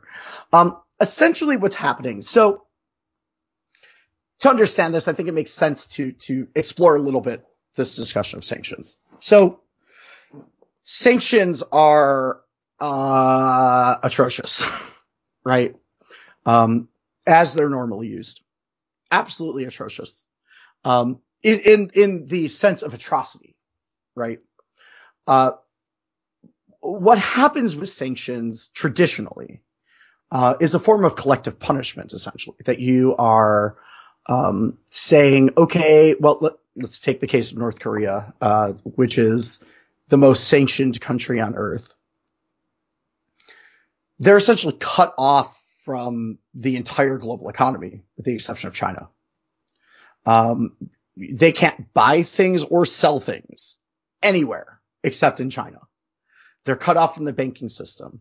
They're cut off from immigration regimes. They're cut off from tourism. They're cut off from everything. And life in North Korea is terrible. And that's not just the result of sanctions. Life in North Korea was terrible before sanctions, but it's really bad now. Now, of course, some of that is a result of the fact that the North Korean ruling class decides to take a lot of the money that does exist and use it on their own for themselves and don't particularly care if people starve. But at the same time, some of that, the lack of resources is the result of sanctions, right? And so Korean farmers, like North Korean farmers, get punished for the actions of the regime, while the regime is living in fancy mansions and drinking $1,000 bottles of champagne every night and doing the thing that regime people do, right? So around the,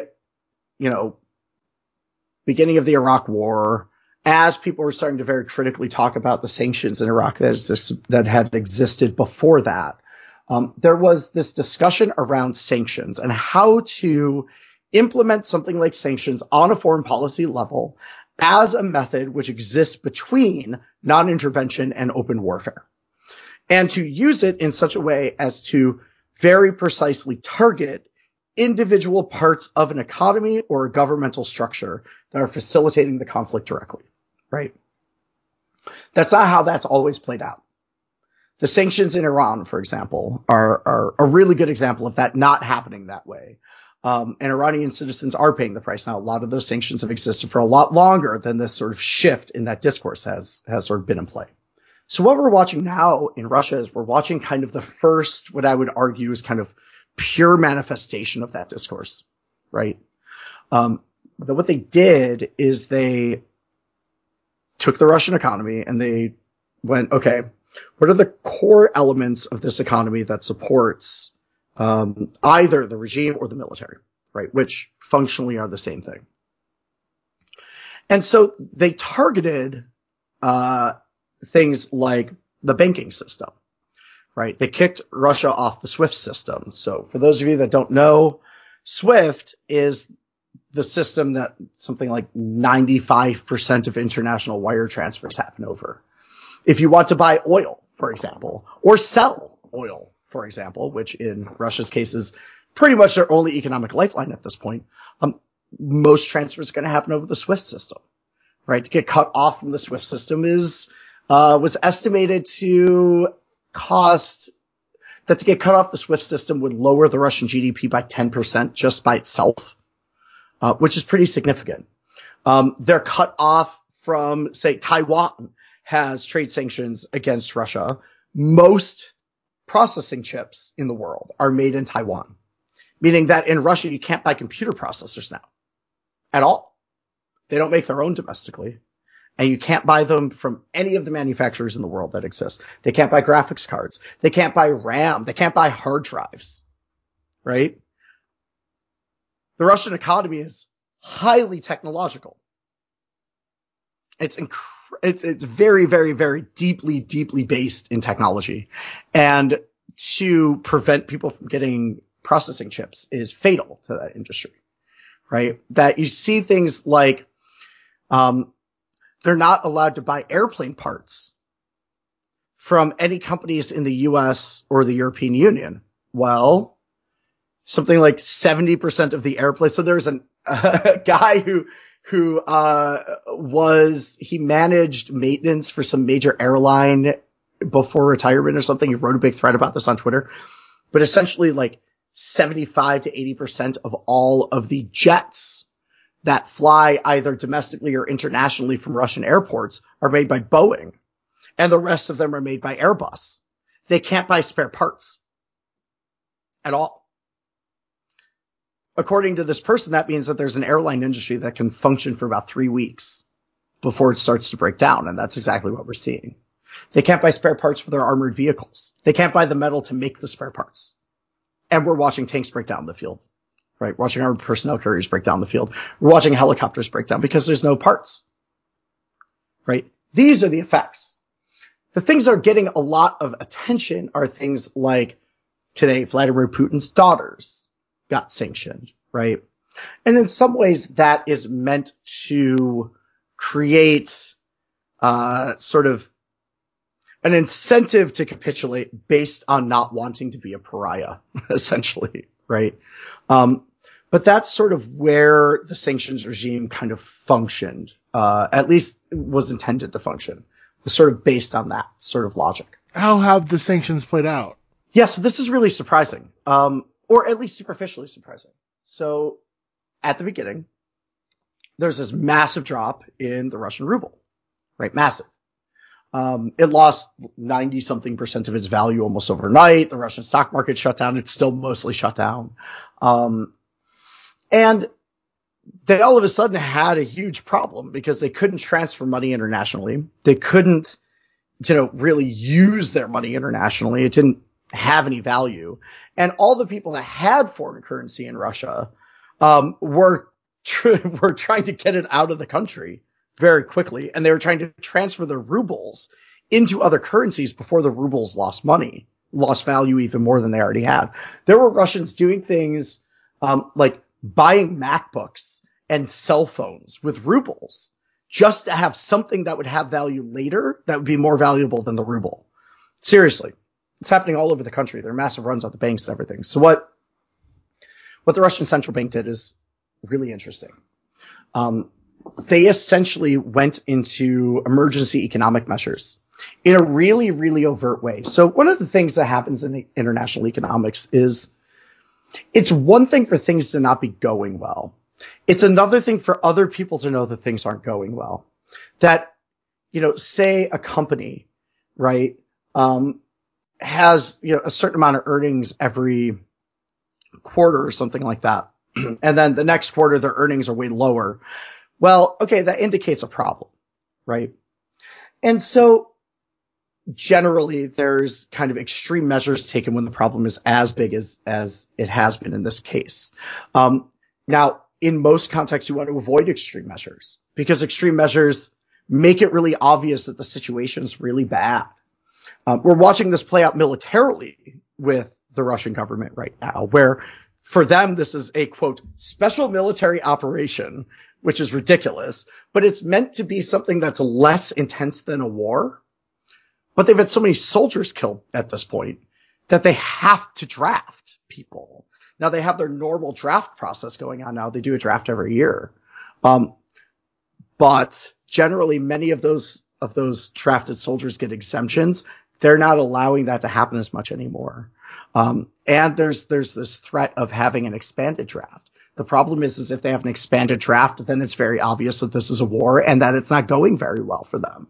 And that undermines the entire domestic disinformation regime that they have very painstakingly built over the course of 20 years, right? The same thing occurs here. If the Russian central bank does really extreme things, it's really obvious things aren't going well. But that's exactly what they did. So the first thing they did was they raised interest rates to 20%. Now, the reason you do that is you want to cut down on the amount of money that banks are loaning to people. And the reason you want to do that is that every single time a bank loans money to somebody, it functionally creates a unit of that currency. It's called fractional reserve banking, if people want to go look it up to understand kind of how lending works in the banking industry. But it leads to currency expansion. And as the amount of currency expands while the demand is dropping, that means the value falls. So what they did was they essentially cut off the credit market in the entire country, functionally shut it down completely.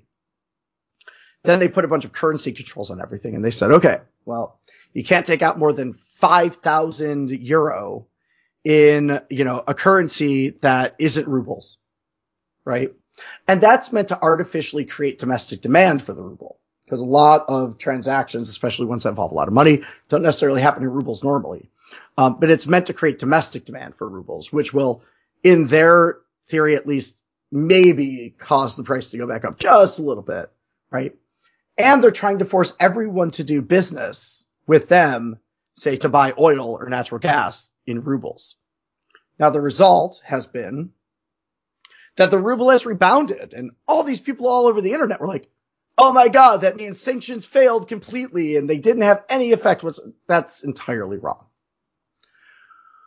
what happened is that the Russian central bank took short-term measures which have really catastrophic long-term effects. That by forcing people to do business in rubles, they've essentially guaranteed that there is going to be a significant effort to find any other way to get oil and natural gas into Europe than buying it from Russia. Because they are artificially raising the interest rates. It's creating this situation where there's all of these people now that are falling behind on payments for stuff, that the second those interest rates drop are going to borrow money, and it's going to cause a run on the currency immediately, right? Very likely. That even with that little rebound, the Russian GDP is going to fall by 22% estimated this year, which sets the Russian economy back 15 years, essentially wipes out all of the economic gains under Putin, all of them. And they're back to where they were when Yeltsin left office, or pretty close, which wasn't particularly great. That's the reality here. That's what we're seeing. Now, the intention is to either create incentive for the Russians to sign a peace treaty, or to create incentive for there to be internal dissent, or a coup attempt, or something, right? The reality of the sanctions, though, is that what we've seen so far is that it has strengthened domestic support for the war, which is pretty normal. It creates a narrative of being under attack, and dictators use that to sort of rally support all the time. And that is very much what Putin is doing in this case. And it's creating a situation in which one of two outcomes are very likely, neither of which are particularly great for people in Russia. The first is that Russia becomes an isolated pariah state. It essentially gets cut off from the world and starts to operate almost entirely on its own, right? Maybe with a small sphere of influence, but that's essentially it. I mean, this is Iran, right?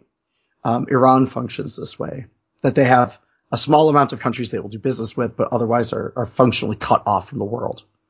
That's one option. The other possibility here is that functionally what happens is that the Chinese economy swallows what's left of the Russian economy after enough time. The reason being is that China doesn't have trade sanctions on Russia. And right now, all Russian companies can do, if they want to borrow money, is they borrow it from Chinese banks. They can't really borrow it from Russian banks. They don't have money to lend. And so if they want to borrow money at rates they can actually pay back, they're borrowing it from Chinese banks. And according to a lot of reports, those Chinese banks are demanding ownership stake in a lot of those companies. That out of this sort of weird exercise of kind of nationalist show of strength on the part of Russia, it's very likely that the consequence of that will be that the Russian economy becomes essentially a subsidiary of the Chinese economy, right? And there's every reason to believe that that's true, sort of ironically. So the reality is that like the sanctions could have an impact on the war, maybe. But they definitely are going to shift what happens internationally more into this realm of, quote, multipolarity, or sort of competing imperialisms. Why don't we just call it what it is? Competing imperialisms. That we are now entering into that world more and more and more. And that the sanctions very likely are going to be a significant influence in this continued fragmentation. But within this sort of idea of returning to normal, within this idea of the Clinton Doctrine, it is literally the only thing outside of, lethal aid that the United States can do, without provoking what they would consider to be, quote, increasing instability. Right. So what we're watching here is we're watching this sort of return back to a world in which stabilization becomes key. But at the same time the stabilization becomes key, we're watching various states build up spheres of influence and enter into conflict with one another. And so really what we're watching is we're watching a world in which a small number of states end up exercising incredibly massive amounts of leverage over the rest of our lives, right? within a global system that is created by the fragmentation of that sort of, you know, former world order that exists under the Cold War. And so really, and this is kind of where we're going to start to end tonight, this conflict has two layers to it. And this is what the tankies fail to understand. Just absolutely fail to understand in the most comically absurd way. And I keep using the language of absurdity because I fully encourage people to ridicule and laugh at tankies when they're being ridiculous, just like we do with people who listen to Alex Jones, because to be perfectly honest, the Russian government is now literally saying that George Soros is funding crisis actors faking massacres. That story started on InfoWars. It's literally the same circle of people. So if we are going to ridicule people who watch InfoWars for being ridiculous and horrendously, fatally misinformed, oh, we should be doing it to tankies too, because they're making fools of themselves right now. And they're alienating everybody in the process. And so we need to understand that this conflict really has two layers to it. It's not as simplistic as just saying, oh, well, it's about NATO, or oh, it's about Russia or China, or name your other imperial power.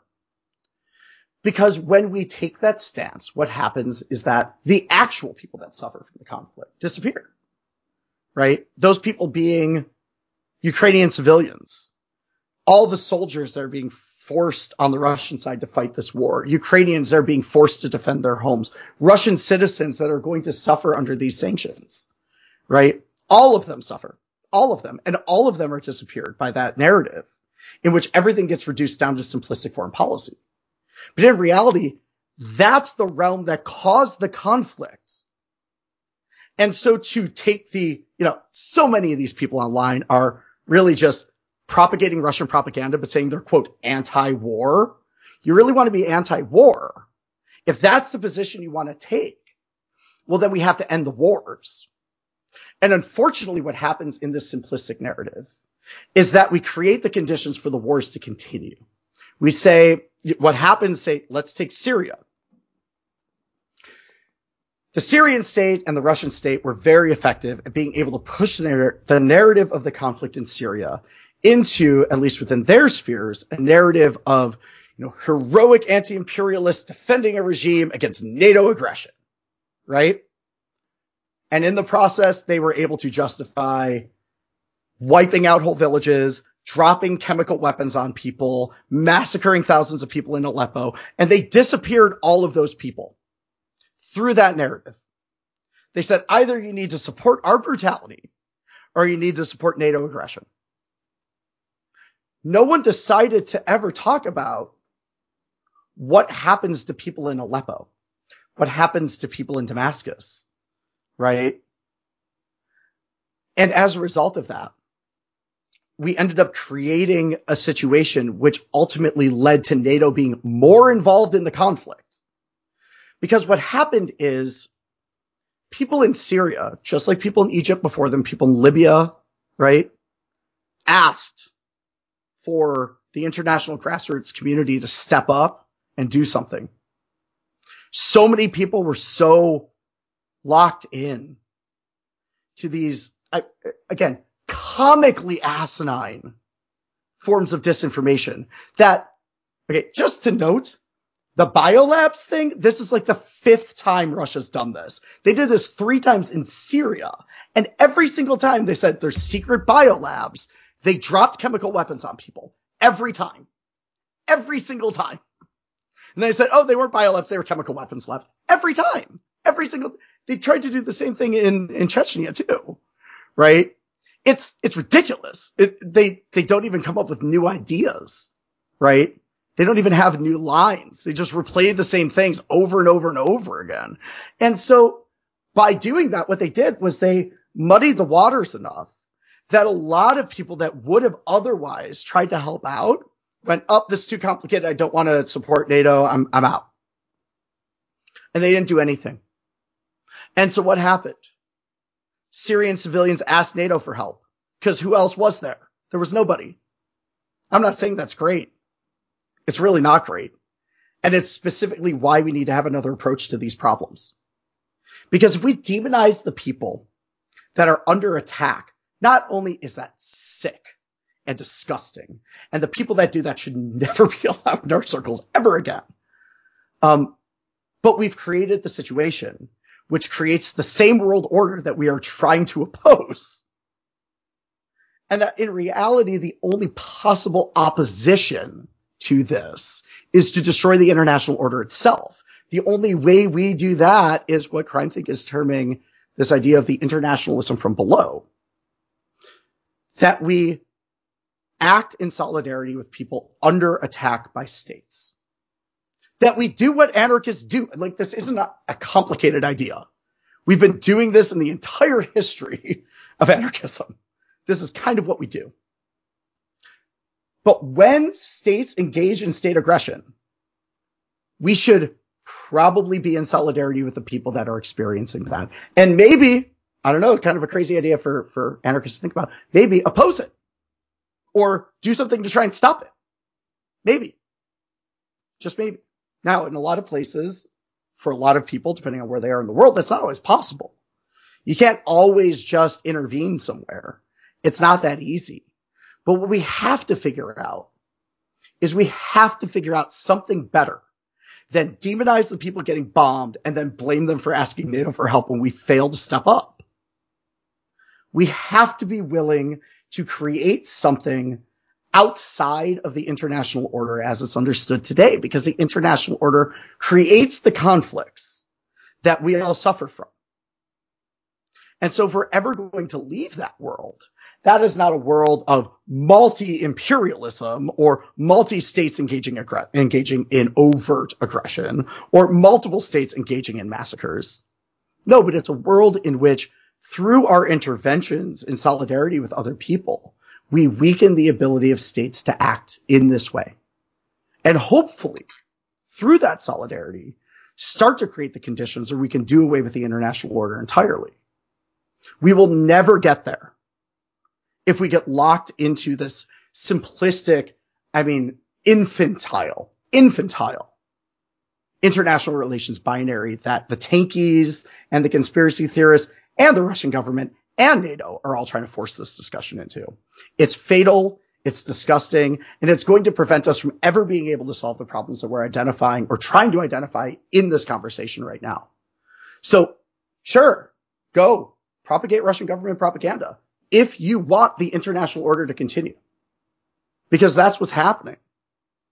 But instead of thinking about this on the layer of international relations, we can think about this other layer.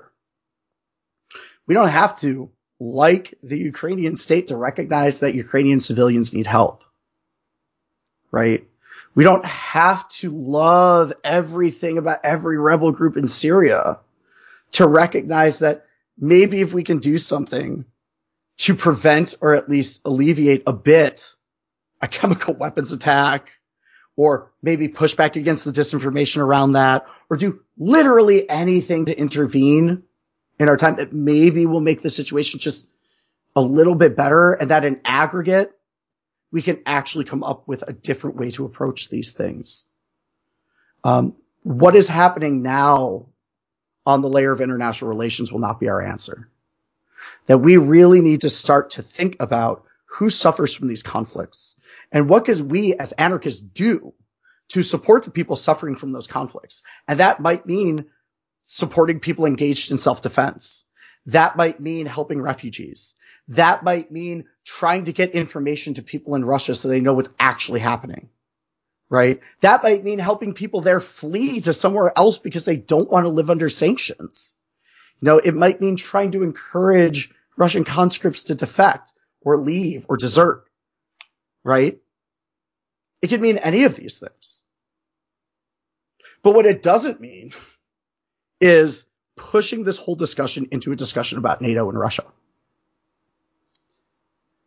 Because regardless of who anyone wants to qualitatively blame, the reality is that Ukrainians living in villages in Ukraine are getting bombed and shot at.